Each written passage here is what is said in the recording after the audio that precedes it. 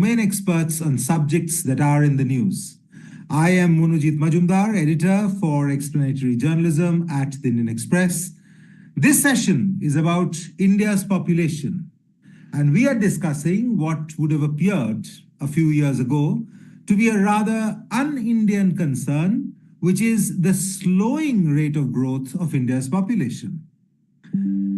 This is a concern that politicians such as Chandrababu Naidu and M.K. Stalin have been flagging. They are worried because South Indian states have done better than most states in North India on major economic and human development indices and have transitioned to a lower fertility rate in their populations much sooner than North India. There is another political concern.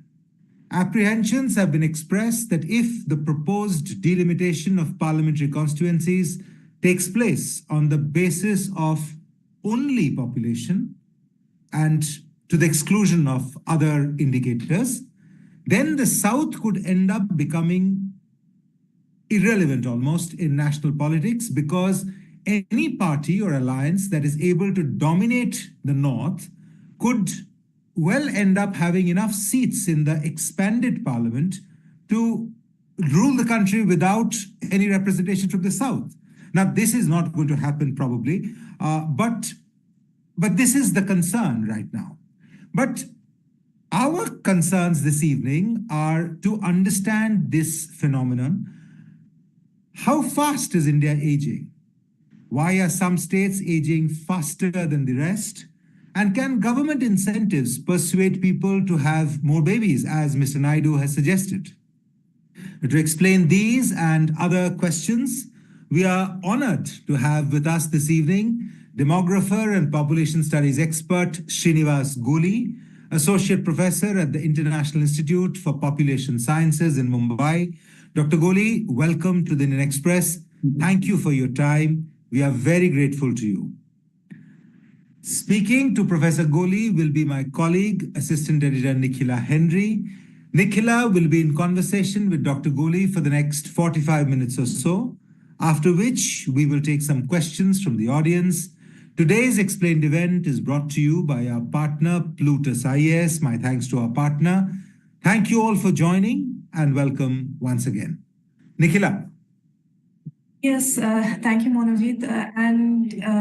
Professor Goli, I will start off by a short introduction of your work as well.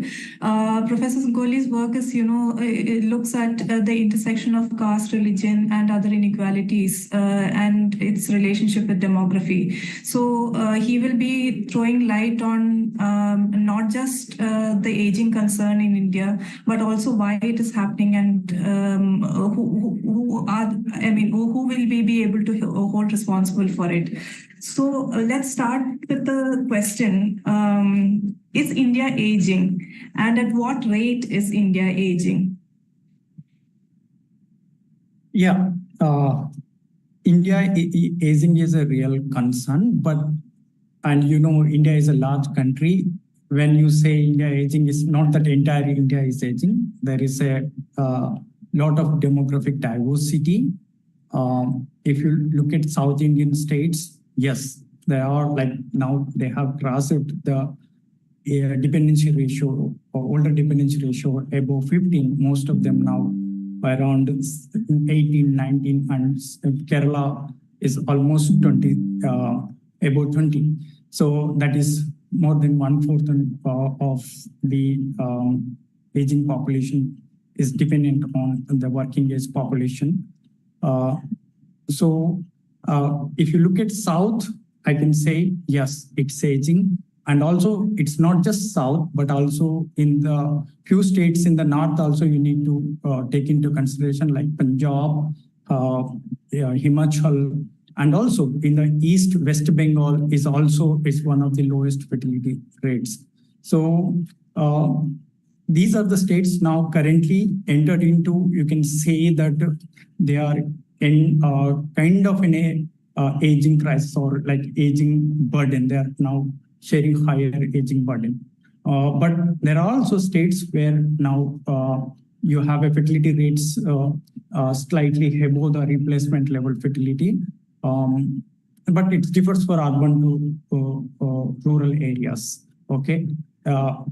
If you take urban areas, almost all these states are either below replacement level fertility or around the replacement level fertility.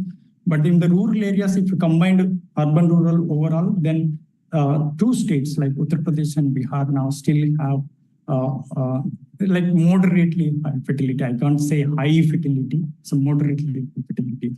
So then what causing the aging, or like if you see any population composition change happens due to three fundamental demographic components, that is fertility, mortality, and migration. But my analysis shows, not only my analysis, even some of the prominent demographers like Professor P.M. Kulkarni or Professor James and one of my friend Arun Balachandran, they're all doing the analysis around this, what is causing the change. That basically fertility is the major component. Even yesterday, for sake of this debate, I just decomposed the percentage of change in the older population, and it found that 70 to 80% of the change is happening due to the decline in fertility rather than the rise in the mortality.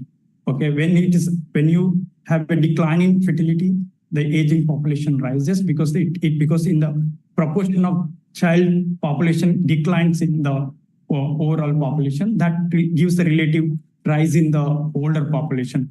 And when the life expectancy goes up, then it gives a rise in the older population. The migration also plays an important role, but currently migration, we don't have, of course, very good data on migration in the recent times, and also it may not be like very significant change, making significant change in the state level population compositions.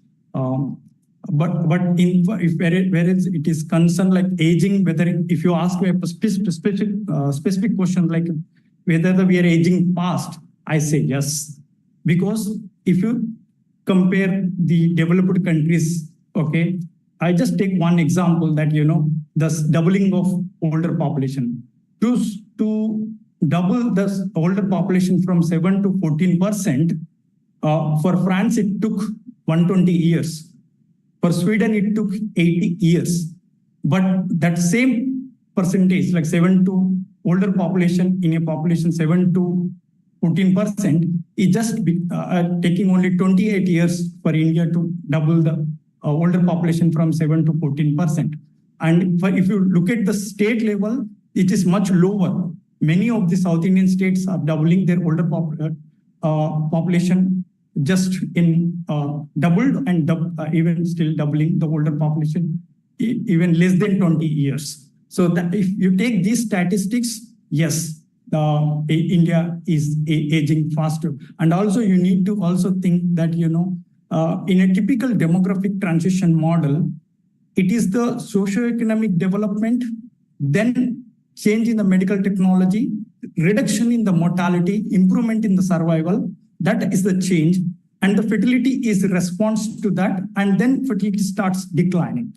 But in Indian case, basically, we always been saying that the fertility basically not exactly responded to the across all states. If you take the overall India, and there are several states where the fertility decline is much ahead of its mortality change. For example, if I take Andhra Pradesh and Telangana, okay, when Andhra and Telangana reach to the replacement level fertility, the infant mortality or the under 5 mortality of these two states is equivalent to Bihar. Okay, but see, it's completely it's again opposite to what we actually theoretically study in the change response model, that is mortality change and fertility. Overall, what I mean to say is that the socioeconomic our fertility decline is much ahead of our socioeconomic transition, especially in South Indian states.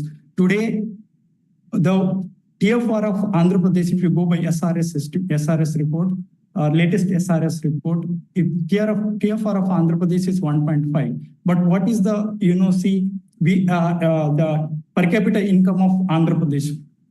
We have same Andhra Pradesh has same TFR of Sweden, but there is 22 times less per capita income compared to Sweden.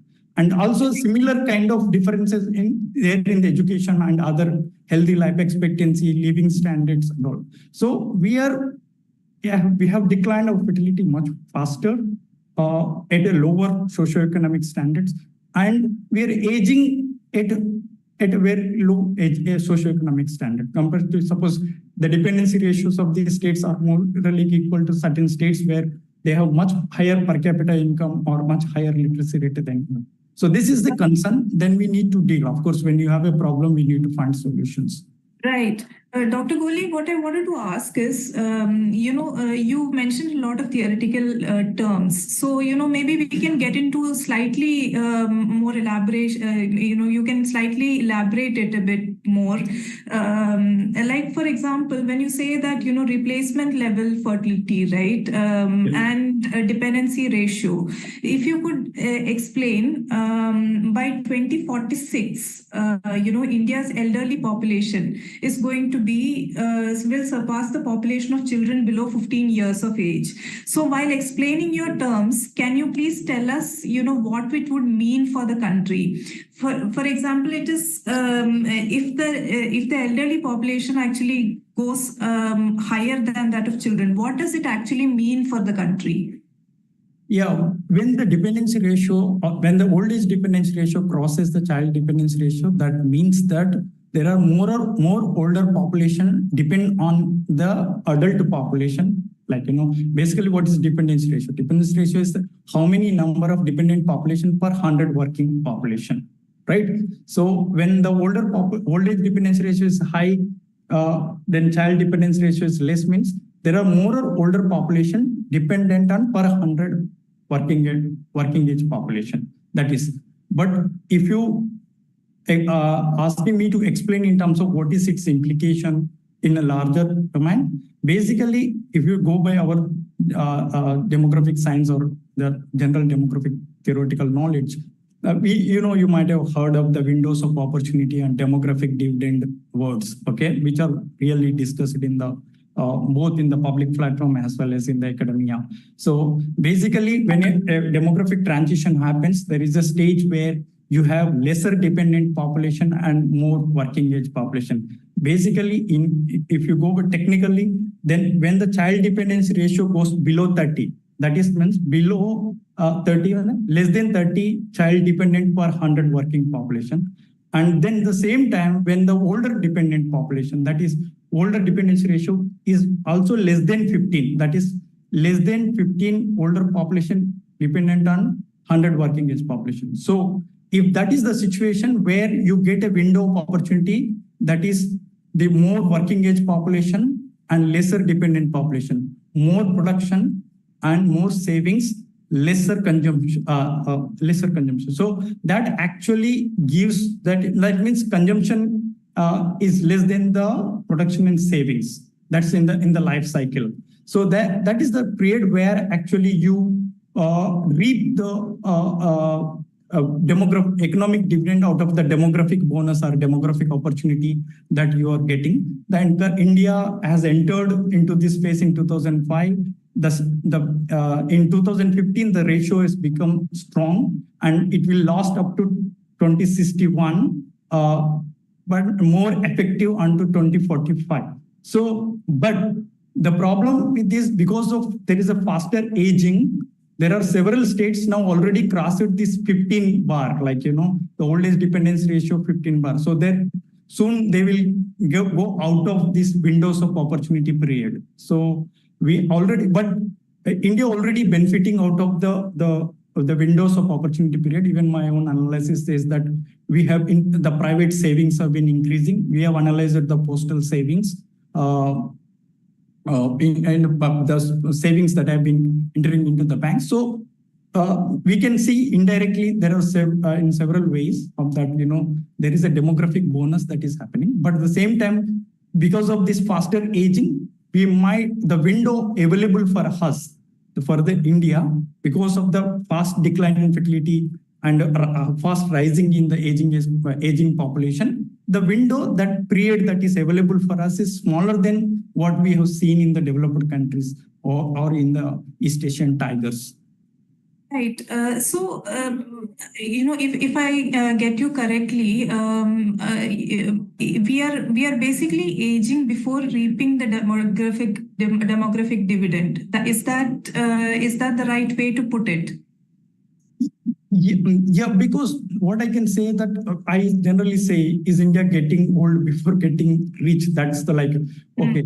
So yeah, in a sense, if you only observe the certain indicator, like one I told that, most of our fertility rates are as low as the most developed countries, but in terms of our per capita income, education levels, or standard of living, or healthy life expectancies. So those all are we are way behind compared to other countries, but our fertility rates have been much lower. And if you look at the old age dependency ratio or the proportion of older population, that is all nearing to those, especially dependency ratios, they're nearing to some of these countries. So what I can say that we are reaping the dividend, but there is a much more potential available to reap. I can say that, if we can even initiate policies to reap the full potential, because nobody has, we have done some of the estimates by projecting the population and of course the demographic dividend, that says that we have a lot more potential than what we are reaping now.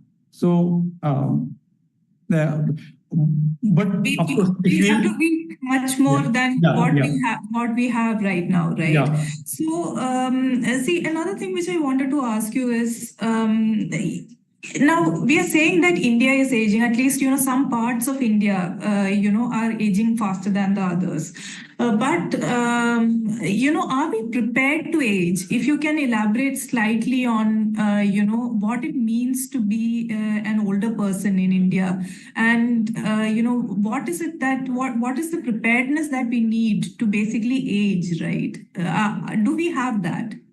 Yeah, as I said earlier, that the demographic transition in India is much ahead of its socioeconomic transition. So when you have a faster demographic transition, then faster socioeconomic and healthcare improvement in healthcare environment.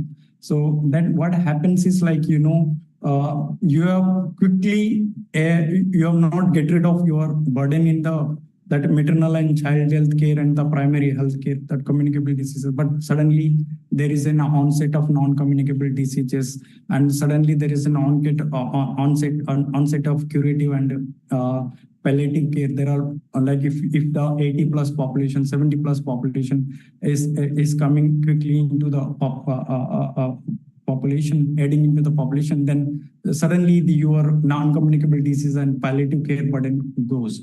So now the situation is we are trying our level-based. Of course, I can see the lot of policies has been introduced, and now still we are strengthening the policies.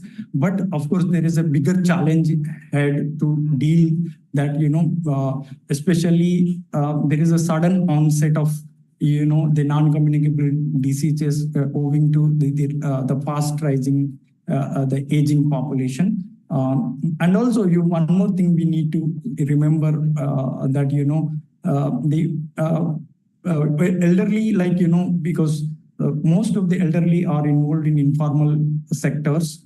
So therefore, there is no continuous pension or social security support for them. We are providing, of course, pensions through the existing program. We are trying to if you see that Maintenance and Welfare of Parents and Senior Citizens Act, or the National Policy on Older Persons 1999, Atal Vayo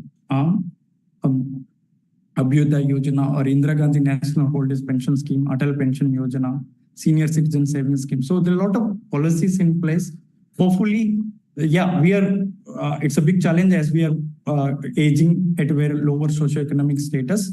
So there is, we need to manage our physical, whatever the limited physical environment that we have to reap the maximum benefits, or to maybe we need to increase our governance and to manage these limited finances to Right. So to reap the fruits. Right. That's rather clear. In the sense that in an earlier conversation which we had, something which struck me was that the rate at which India is aging, right? Like India is not the first country to age, nor will it be the last country to age. So in European countries, which has already undergone the process of aging, and if you were to compare it with the process of aging and the time it takes India to age, will you be able to draw some sort of a comparison and tell us how long it had taken for certain European countries to age and how long it is taking for India to age? Yeah, as I told earlier, also we have transited the much faster in terms of demographic transition. It took more than 200 years. Okay. 225 years for UK and 250 years for France. We just completed our fertility transition just in 45 years. From the onset in mid 70s to 2020, where we reached the replacement level fertility, just 45 years. Only China is the only country which is quicker than us in terms of the major countries. So therefore, they, in their case, because it's a socio-economic transition came first, then this aging onset or fertility transition, then aging onset came. So they were in much better position in terms of their economic environment or in terms of technological or medical career, health system. Their health system was ready and prepared for especially the demand that coming from non-communicable diseases and palliative care. But we have an advantage in terms of course, in that case, we have, of course, we are still strengthening our system. But one thing which we are better in terms of the Western, compared to Western countries, our family system. Our family system is much better, much stronger, because still, the majority of the older population are still living with the children, and they wanted to live with the children. So family is the primary caregiving in case of India is concerned. So that is where we are, and family ties also much stronger compared to what we see. Because in Europe now, you see all research is on family demography, family, complex families, that is poor living arrangements. But in our case, but with urbanization and modernization, I think maybe more and more our young population coming to the cities. So there will be a ruralization of aging that is taking place. You can see the statistics from SRS also, that they says that there is a more, even Lassie also gives this evidence that there is more feminization, more ruralization of aging. So that's like in our case also, because more job opportunities in urban areas for our younger and educated people. So this is some of the concern, but in case compared to Europe, maybe our socio-economic environment is slightly poorer than them, but our family system is much stronger than them to take care of older population. Right. So when you say feminization and urbanization, did you say feminization? Yeah, modernization, feminization. And modernization and feminization. Can you explain the terms a little bit more? Yeah, feminization of aging means there is female have on average globally, it is not a phenomenon just associated with India. Globally, female have on an average more than 5 years of life expectancy. Naturally, because of their biological advantage, they have 5 years of and we in India around 90s now, early 90s, we got that advantage that female life expectancy cross over the male. Okay, so since then there is slowly the rise in the female older population compared to male older population. So there is more females in the 60+ population compared to male. That is what we call it, feminization of aging population. And in modernization, urbanization, I'm referring in the context that, that till now our family system is strong. But what is happening is like, because more like education is growing and people, and of course now the employment if sectoral, there is a sectoral change in the economy also, like now more jobs in service sector and industries. So that are more clustered in urban areas. So we are now slowly, the young youth and young population is leaving the parents and coming back, coming to the urban areas where the nuclearization of families is happening. So therefore, that you in the future you can see more left behind older population at the villages. That has also, like, whatever the problem that, but still our ties are there, like social ties. The physical distance is increasing, but compared to what I have seen in the European countries or the North America, like we have better social ties between the different generations of the families. But this is going to, and another important problem that we need to give attention is that the growing widowhood in the, especially among the females. It is much higher in the female compared to male. It is around 30% for female. It is less than 10% for the males. So that is also that, the elderly female needs becomes much more important and need much more prioritization. Yes. Leading from the previous question that I asked, there is a difference between what Europe, the aging process in the Europe in terms of the number of years and India in terms of number of years. What has caused that? Like, is it our policy level population control policies, which made us start this replacement level, reach the replacement level at a faster rate, or what exactly is it that has caused this? If you can explain. See, in early 70s, there are a lot of Malthusian concerns that, Thomas Robert Malthus was one of the prominent demographer who advocated the antinatalist policies. Basically, his concerns was the resources are less, resources grow in numerical manner, and population has a capacity to grow in a geometric manner. So if the resources are growing like 1, 2, 3, 4, the population will go 2, 4, 6, like that, geometric 1, 2, 4, 8, like that, geometric manner. So it's like they have much more like reproduction of the population, the capacity of human to reproduce much higher than the nature reproducing resources. That was the concern. And then after that, there are many people like Paul Ehrlich. Then also there is a limits to growth school, which has been coming up with a calculation that saying that the carrying capacity of Earth is only just 4 billions. Then the number of resources that available on Earth is to support the growing population is very less. So therefore, there is a lot of neo-Malthusian.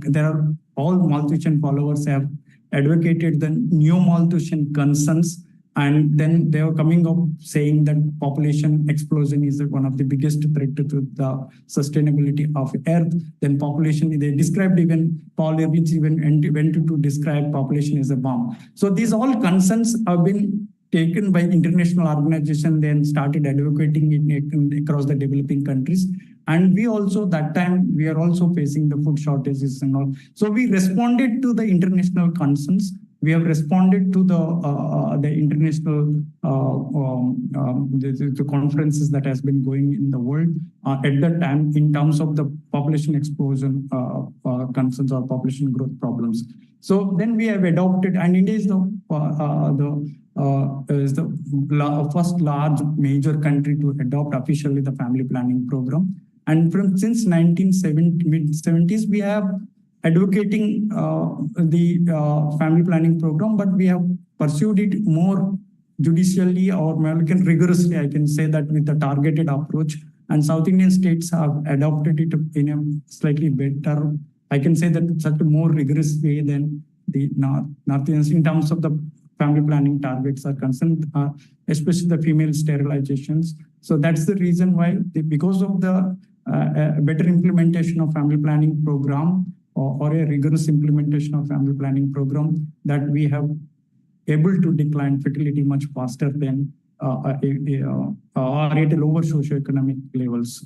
And one thing our former professor Mary Watt work says that even for a fertility decline in India, it's not only the educated women, but also the contribution of uneducated women to the fertility decline is also. So irrespective of education, irrespective of everybody contributed to the fertility decline. So that's the reason why we have a much faster fertility decline compared to the European countries, where the first, so they were in European context, but there is a socio-economic transition, improvement in medical technology, then improvement in child survival, where once your child survival improves, people realize that, okay, I don't need to go for 4 children, I don't need to go for 6 children. Even if I have 1 or 2 children, they can survive.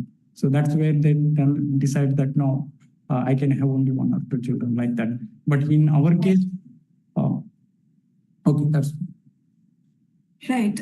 So, you mentioned South India, so I'll ask about that. In the south of India, the population control measures were more strictly implemented than in the north, and has that kind of changed what our fertility rates are right now? If you can explain slightly on where exactly, what is the fertility TFR as you are talking about, in the southern states when compared to states in the north, it will give us a comparative picture. Yeah. Currently most South Indian states, that they have like below 1.8. I take 1.8 because in some of my analysis I said that anything below 1.8 of TFR in a very long run will not economically good. It will not economically beneficial, I can say that.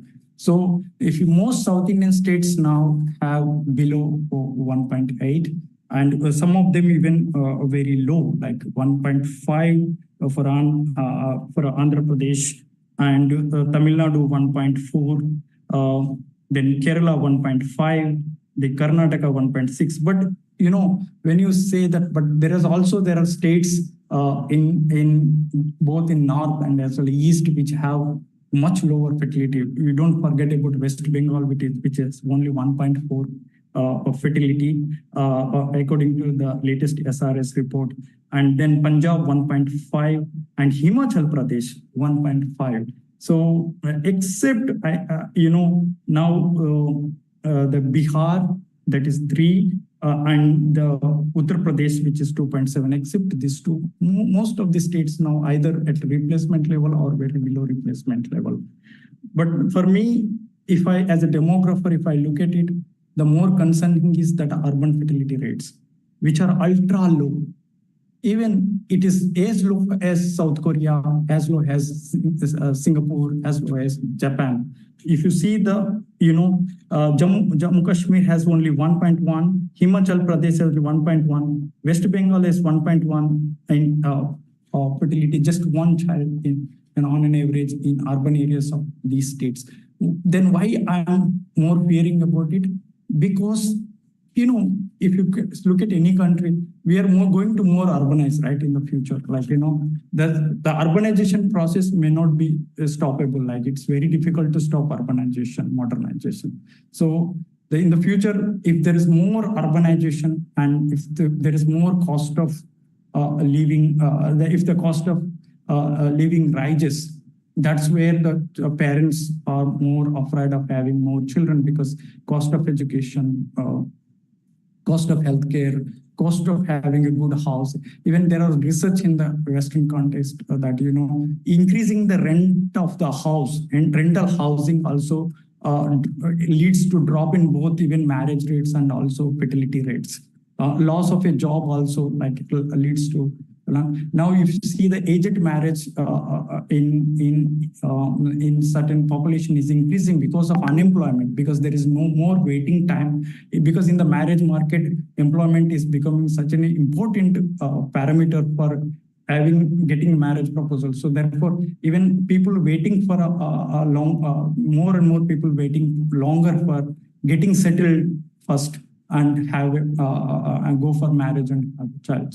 So if that is increases, then and women, there is a lot of motherhood penalty associated for women, because now they are educated, they want to go into labor market, and they're bearing a higher cost of having childbearing. So they are also, and more, and the needs also changing. There is a needs now. It's just having a livelihood is not a need. The people are looking more for self-actualizations, okay, na?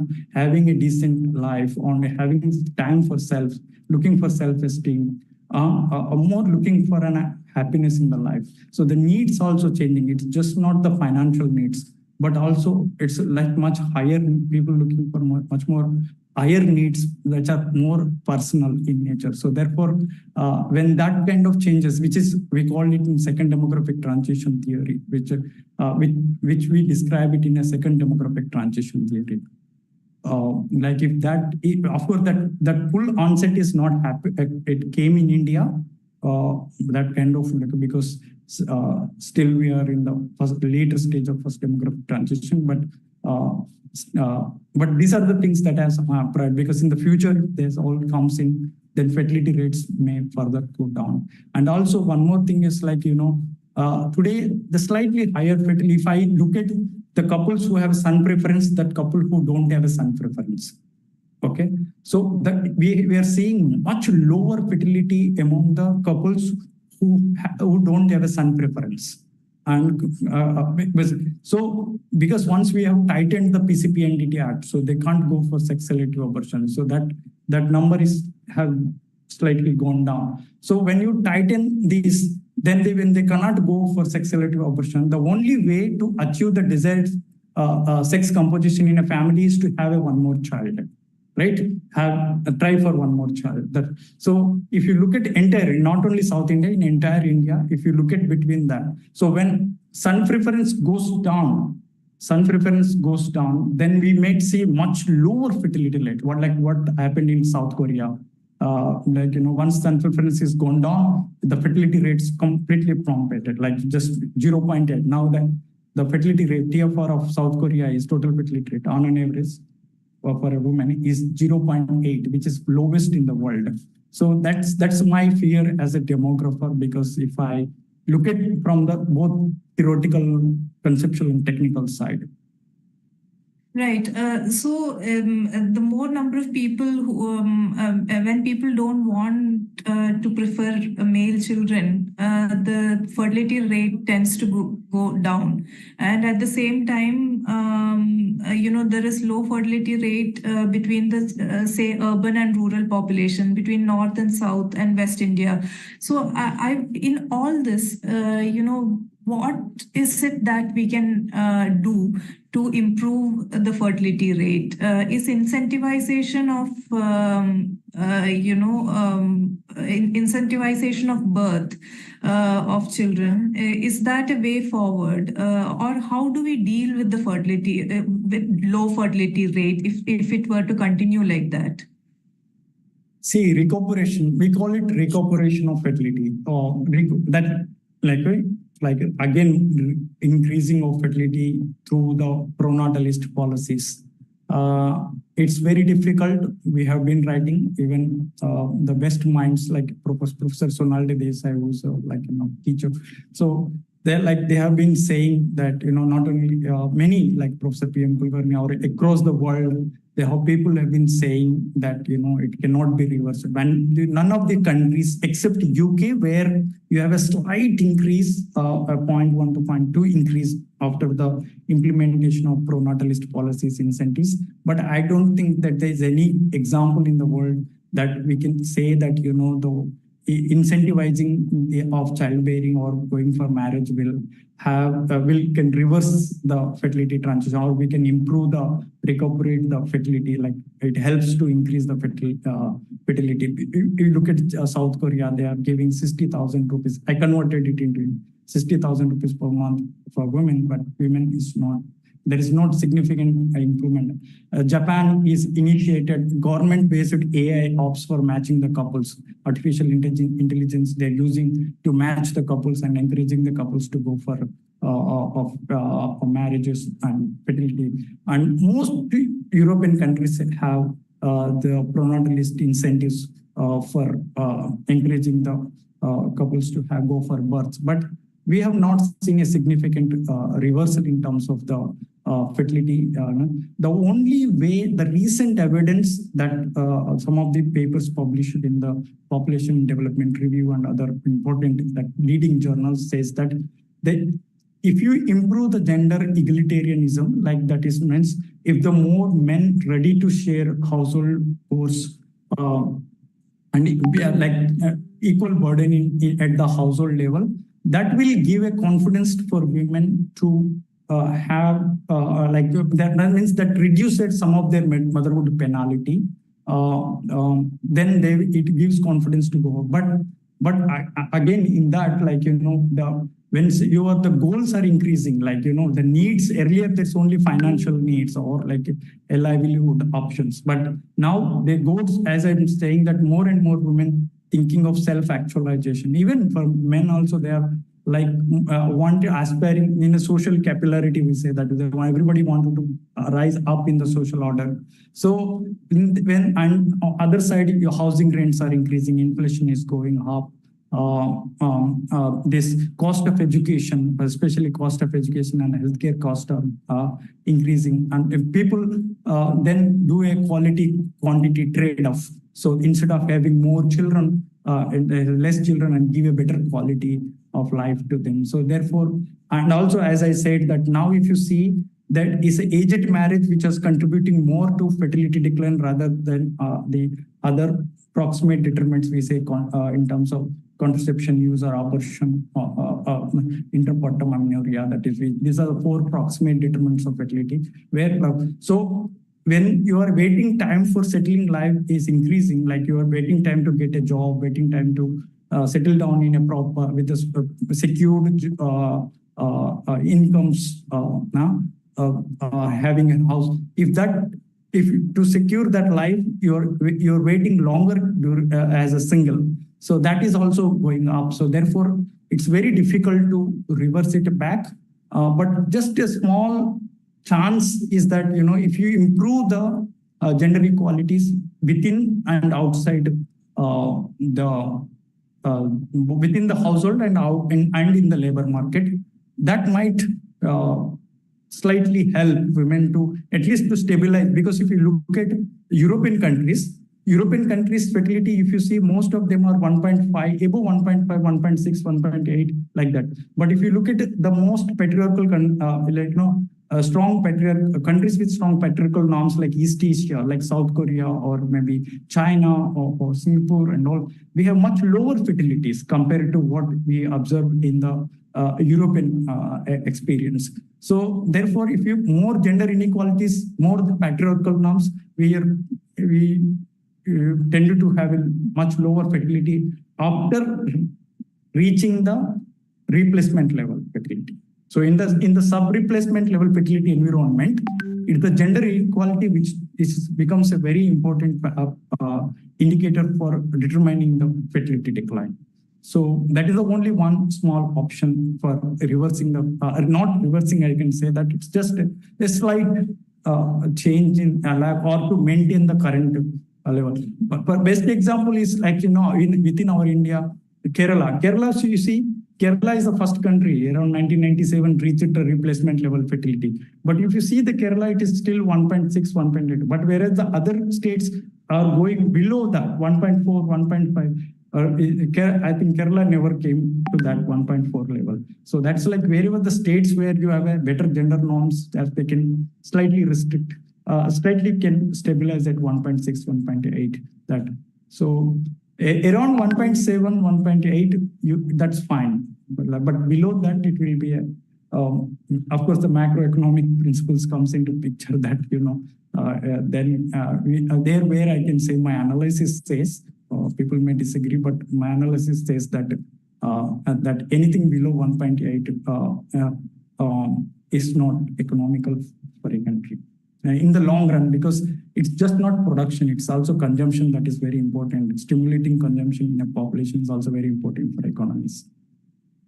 Right. There is this example which another demographer had mentioned to me from his personal experience. So he was basically saying that, my mother had 6 children. Myself and my wife, we have 2 children. My daughter has 1 child. Now this daughter's daughter, she cannot ask her to have 6 children again. So here the issue is that now that population control is not the only way to look at it, perhaps some people say that it's population management, is asking women to have more children a viable option without giving without giving the support that you need. I think you touched upon it, but if you can, tell us how exactly can women be supported? See, either way, coercive is not an option, whether to decline fertility or whether to rise fertility. Fertility is a choice, okay? Or marriage is also a choice.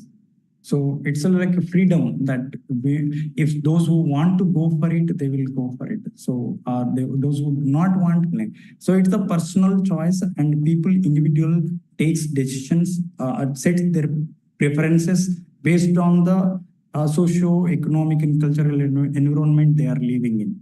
Okay, so it's all personal decision. I don't think that the states in a Western context, the states or East Asian context, the states which have set these laws to pronatalist laws or antinatalist laws. Of course, to an extent, antenatal policies have been through the political process have been successful, but pronatalist policies may not see that kind of success because they are now people are more empowered, they are much more greater agency, greater autonomy. So I don't think that it will be possible. And of course, asking women to go for more birth without ensuring, even nobody can ask it. It is actually their personal choice. Even I'm personally not in favor of asking anyone to go for marriage or go for births. It's all completely a personal choice, a personal decision that a woman has to take. But I'm saying that when they take a decision to go for child, when they're personally they're secure, like in terms of financial or in terms of their employment, in terms of their division of labor, both at household, and when they do not have a double burden of work, of course, working at office and coming back and cooking. Okay, so this all that's where the women are thinking, like, of course, it's very difficult to manage this double burden. If you have 2 children, then it's very difficult to manage both the dual duties, and it's nobody can ask, and that is not ethical also to push that kind of pressures on women to go for more children. Right. So I think that, we'll open for some questions. I have been asking most of the questions now. So there is Pragati Mishra who has a question. Pragati, please go ahead.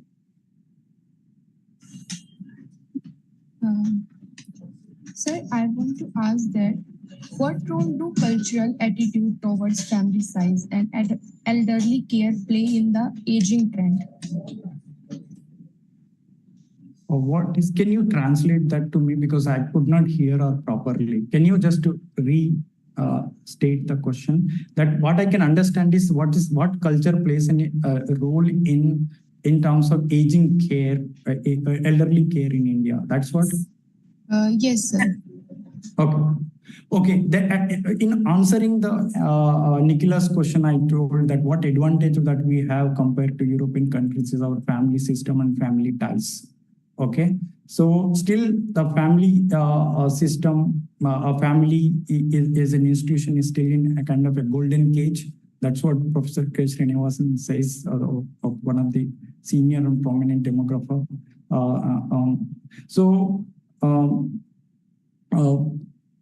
still the majority of our older population still want to live in terms of their living arrangement. If you ask them what is the preferred living arrangement, they want to live with sons. They don't want to go to old age homes. They don't want to live in a formal caregiving setup. So culturally, still we are towards even both generation, whether it is parental generation or children generation. So that, but only problem is that when children educated and they're not getting jobs. See, once we get educated, if you're not getting a job at a village, you have to go to the city, right? You go to the place where you get a job. So then that makes the separation for the children from parents. Then that's where the living arrangement changes comes. So that time, how to take care of older population from a distance. That is an important aspect that we need to think in. But in terms of social ties, still we have a stronger social ties, even because the technology has given a much more advantage now to be in touch with their parents. But in terms of those who are elderly, who are suffering from ADLs, activity, they are not able to perform their day-to-day activities of daily living that we call. That, and also there are bedridden older population that are growing. These are the biggest concern. When the people become old, when the oldest of old population, that is 80 plus population increases, where you need continuous care, continuous attention for their ADLs and also palliative. Even some of them are suffering from the chronic diseases. They need palliative care. So in the villages, we need still, of course, there are a lot of policies now coming in place. Hopefully, in the near future, we can see much more advancement in our sub-center and a primary healthcare center equipped with geriatric care and support systems. If this population, 80 plus population increases, definitely the emotional support alone, not like from the distance, but also physical caregiving is also very important, where we need to move towards the trained nurses or trained caregiving within the villages, trained, like you have RMP doctors earlier. Now we can, maybe there can be programs like to train certain people who can maybe a paid caregivers, but they know how to give caregiving. That is there in Australia, where I stayed for some time, that there is a training for the elderly caregiving. So that kind of training centers we can open that for elderly caregiving, especially looking after bedridden folks. The one solution for, if not that reversing fertility, one solution, other 2-3 solution for dealing with low fertility and the aging burden is enhancing the working life expectancy, healthy years, and active years. Active years means postponing of disabilities and diseases, and the people continue to engage in work. That actually that reduces the caregiving burden on the younger generation, and also we can reap the silver dividend, because older population, there are many are experienced, they are knowledgeable, so that if we can both economic and non-economic contributions of older populations is also very important. That also called the silver dividend. And also technological advancement, where we can see that more ADL supporting instruments or that advancement in terms of that in a daily living appliances and all, that also helps in caregiving support. Right. I think we have another question from Mohan Rajput. Mohan, please go ahead.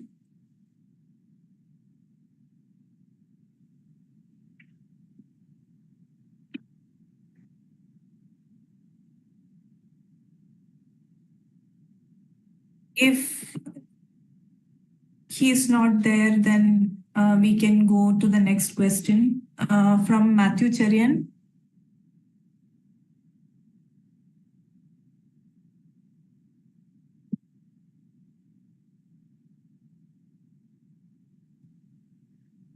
Yeah, thank you for that excellent presentation by Srinivas.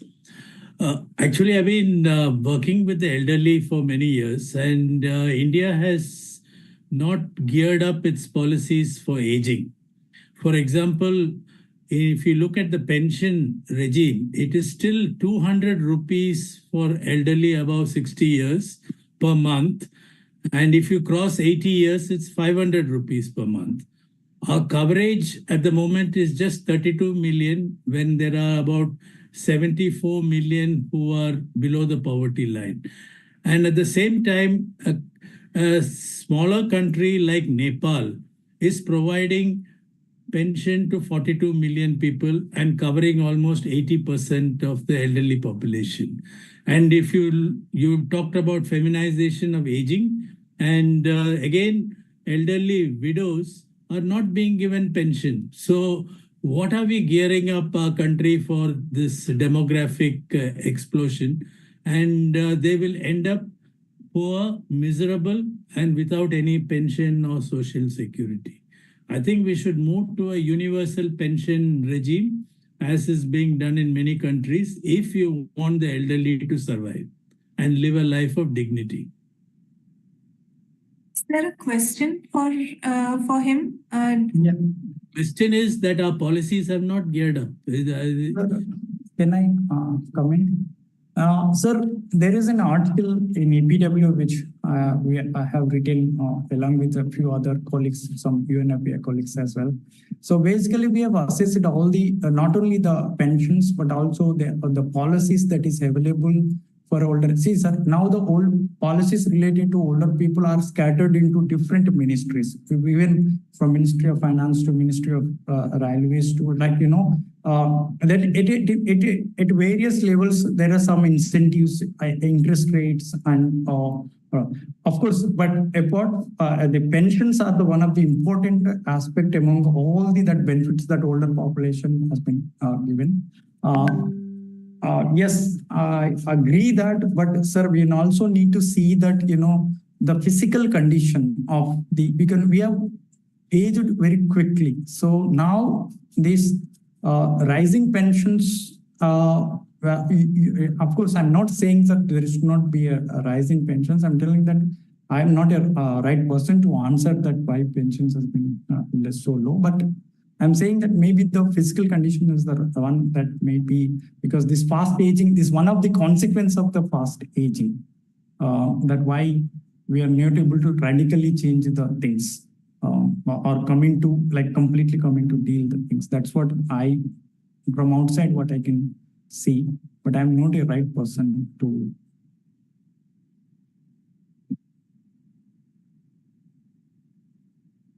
But I agree to the point that the old age pensions compared to the different countries, that is slightly less. But some of the states, South Indian states, are giving slightly more compared to at all India level of this northern states. But some of the northern states also improved the pension. It's not. I think Uttar Pradesh is also taken to 1,500 rupees. So. Yeah, so we can go to the next question, I think. Bonani Kakkar.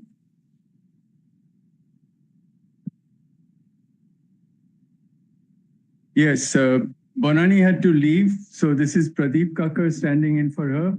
The question, as I remember that she left, that she needed to ask, was that it's all very well to plan for the future, such as, how will we take care of the elderly when they reach a certain percentage of the population, etc.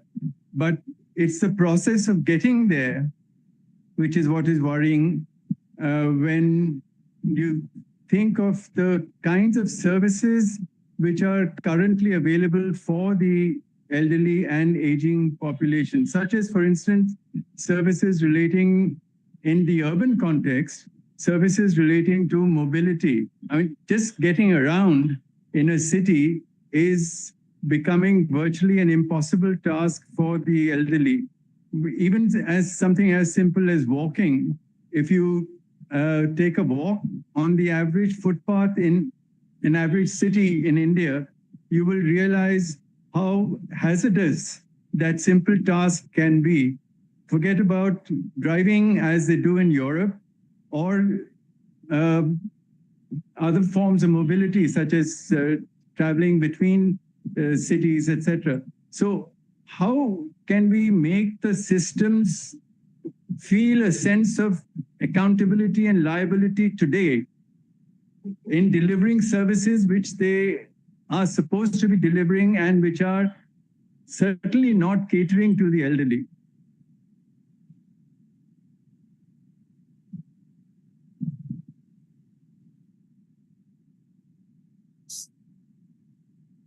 So, Is there a response? I can only say that yes, we need to build our cities age friendly, even not in cities or villages, like with older.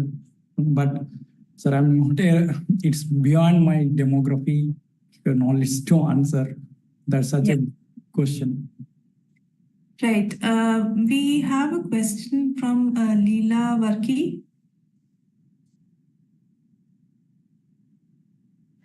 Yes, thank you. I know that you've done a lot of research on life expectancy and aging. I wondered if you could talk a little more on how India is compared to other countries in terms of the change as aging takes place for the gender, based on whether it's a woman or a man. You did mention that women have a much longer life expectancy. We know that.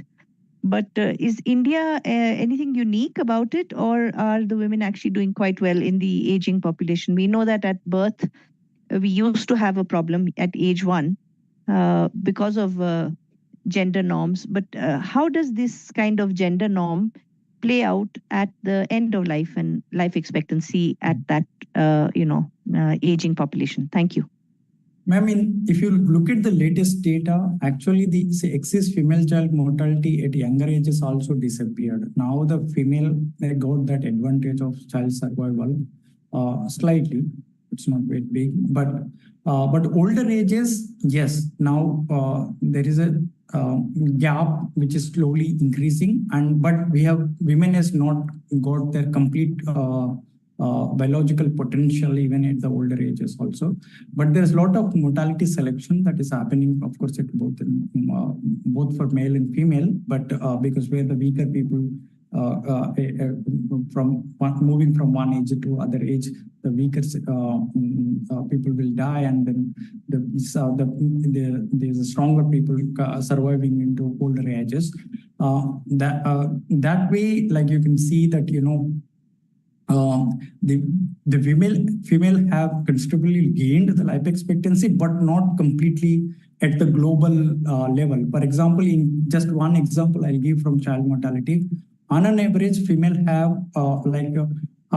high around 20 to 100 live births, like 20 deaths to 100 live births, the advantage at the younger level. So, but that kind of advantage that still we have not seen in like in India, we slightly gained. But in the older ages, of course, I believe that it will improve in the coming futures.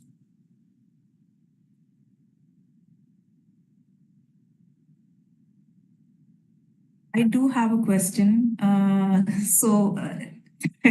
I think perhaps that could be the last one. In the southern states, I think one of the concerns was that that as the population figures are rather under control, when it comes to delimitation, it might be difficult for the states. That when it comes to representation, political representation, it might be difficult for these states to be represented properly. So, because this is something which is dependent on demography, will you be able to say how the South will be affected if at all population is the only thing which is considered? Yeah, if you only factor in population size and use the classic Wiener's formula, I just recently estimated that, when this debate was going on, then we found that yes, these South Indian states are losing in terms of the number of parliamentary seats allocated. For example, Uttar Pradesh may gain around 12 seats if you calculate for using the projected population for 2026, Uttar Pradesh will gain around 12 seats, and Bihar might gain around 10 seats. And then Madhya Pradesh around 5, and Rajasthan around 7. And among the southern Indian states, Tamil Nadu, I think I think Tamil Nadu losing around 9, if I remember correctly, and Andhra Pradesh losing 5, Telangana losing 2, Kerala might 6, and most union territories together, might lose around 10. So this is like a rough, like I don't know whether I remembered it correctly, but this the kind of scenario that you are going to see. If I use 2026 projected population and use the classic Wiener's formula for that is where globally has been accepted method that, where only population was the factor in that to calculate the parliamentary representation. Thank you so much, Dr. Another previous question, just I wanted to extend in the female life expectancy. Is suppose adult mortality also, if you see the maternal mortality also going down very fast. If you go by SRS report, sample registration system report. So that, the survival for the females from adult to already child survival, we are seeing the advantage. We need much more advantage at child survival for the female.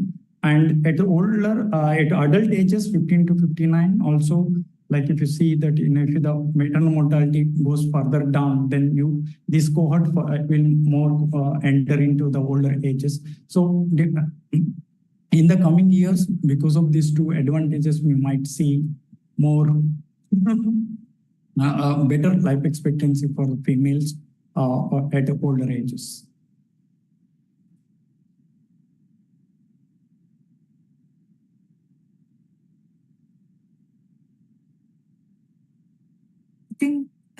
Thanks a lot. Thanks a lot for this session. I think Monojit will. No, I mean, thank you, Dr. Goli. That was fascinating and very enlightening. I mean, you explained such a range of issues that are so important. And thank you, Nikhila, for guiding this discussion so well and for asking all the questions that matter. I hope our attendees enjoyed this conversation.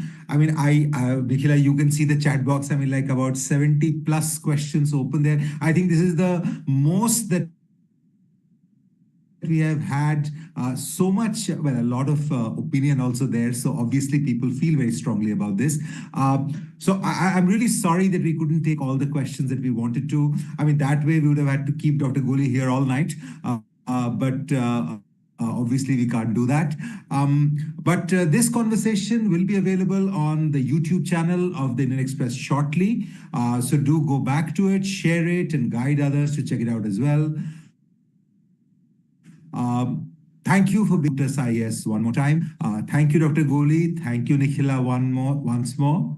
Good night. Yeah, thank you. Thank you so much, Nikhila.